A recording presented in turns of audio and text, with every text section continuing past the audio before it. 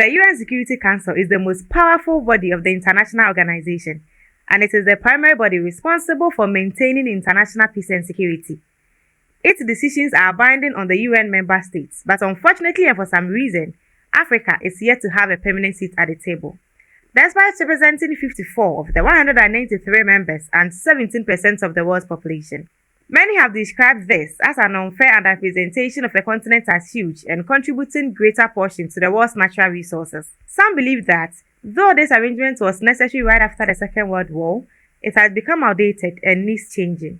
Currently, the UN Security Council is made up of 15 members, 5 permanent members with veto power, and 10 non-permanent members which are located regionally. Of these 10, Africa has 3 seats. The 5 permanent members include China, France, Russia, the United Kingdom, and the United States. This situation has triggered more calls for modification of the current structure to ensure better representation and equity in distribution. According to the Secretary General Antonio Guterres, the composition of the UNSC has failed to keep pace with the changing world because most of today's African countries were still under colonial rule and had no voice in international affairs since 1945.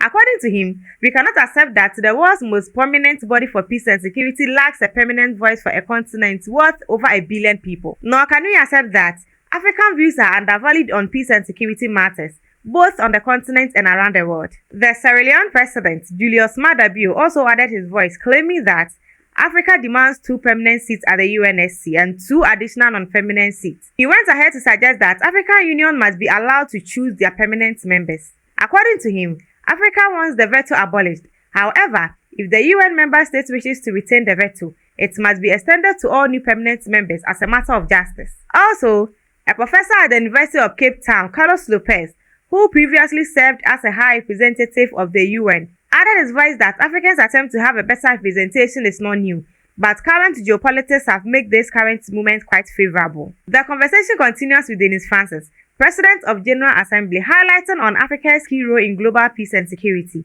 further underscoring the need for reform. He shared his experience in South Sudan, where he met a few weeks ago with internally displaced persons and witnessed the vital work of the UN mission in South Sudan, where he discussed the deployment of the Kenyan-led multinational security support mission. All this reflects Africa's significant and growing role in addressing global security challenges. Now, the question is, do you agree that Africa has been robbed of a right they deserve? Let's discuss at the comment section. Please don't forget to like and subscribe to our YouTube channel. Thank you.